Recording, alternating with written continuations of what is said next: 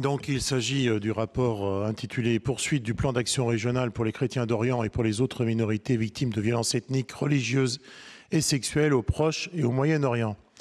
Comme vous le savez, dans un contexte de guerre, en 2014, le président a décidé de mobiliser le fonds d'urgence pour essayer de répondre autant se peut face aux atrocités commises par les islamistes de Daesh. Mais le fonds d'urgence étant ce qu'il est, nous avons pris la décision de créer un plan d'action triennal pour avoir des moyens d'action supplémentaires et pouvoir agir plus en efficacité et en profondeur, avec notamment 4 axes d'intervention. D'abord, une aide aux populations déplacées, à leur sécurisation et à leur retour, parce que l'objectif était de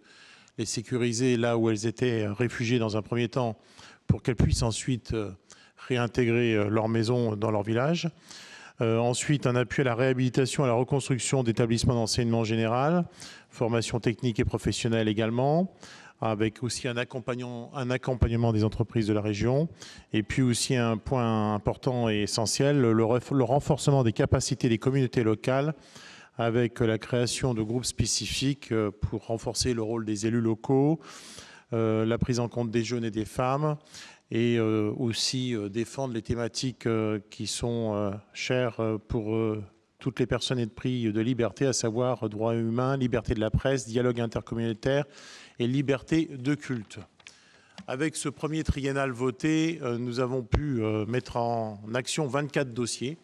24 dossiers qui ont eu comme répartition géographique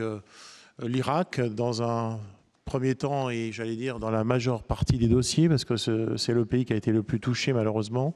avec la réhabilitation d'écoles, de collèges, de centres culturels, avec un accord passé aussi avec l'université et la faculté de médecine de Ninive à Mossoul, avec aussi un programme de valorisation du patrimoine architectural assyro-chaldéen, yézidi et juif. Une intervention aussi au Liban. Comme vous le savez, le Liban a recueilli 1,5 million de réfugiés sunnites. Et aussi en Égypte, où les Coptes font face malheureusement à de nombreux attentats. Et donc nous avons financé au centre Anaphora une formation justement pour faire respecter le développement local et les droits humains qui fonctionnent très très bien. Donc au vu de ces enjeux, Monsieur le Président, et compte tenu du fait que nous arrivons à la fin du plan triennal et qu'aujourd'hui la situation n'est pas encore totalement stabilisée et que l'objectif est quand même qu'une grande partie de ces réfugiés puissent réintégrer leur village, nous vous proposons d'adopter cette poursuite du plan pour un second triennal